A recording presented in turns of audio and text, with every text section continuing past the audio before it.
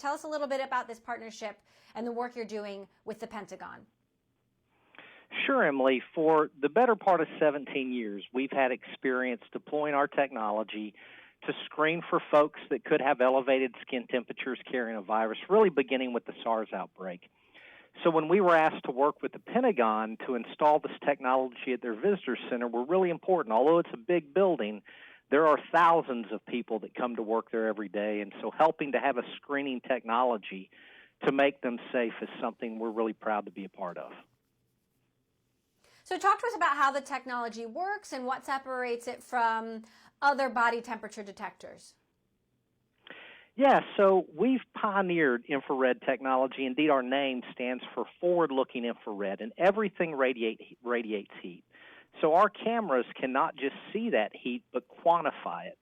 Now, we're keen to say, like all technology, there's limitations. Just because you have an elevated skin temperature doesn't mean that you're infected, but it's a great first step. And how it works simply is you present yourself, you look at the camera. It takes a very quick reading at your tear duct, and a very sensitive detector, plus or minus 0.3 degrees Celsius, can determine if you have a fever. Now, talk to us about where else your equipment is in place, where else it could be in place. I mean, airports, hospitals, schools.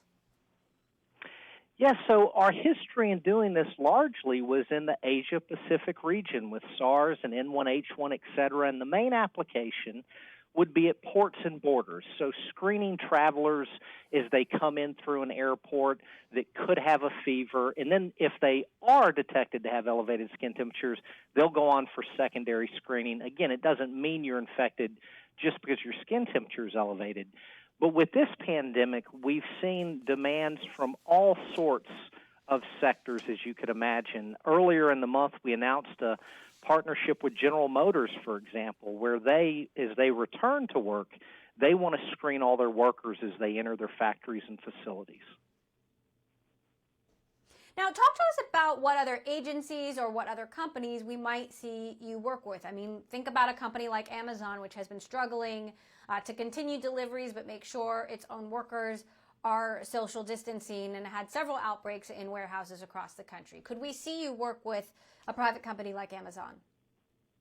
Amazon has adopted thermal screening technology, and while we're not at liberty to name by name a lot of the customers outside of those that have given us authorization, for example, Emirates Airlines was one of the first airlines to adopt our technology early in the spread of the pandemic to identify passengers as they board aircraft, but this has really been unprecedented. Again, in the past, our typical customer would be a airport authority or such, but we've seen inquiries from preschools, hospital networks, other government agencies, certainly from those kind of industries that are essential that people had to go into factories or distribution centers to keep our economy moving.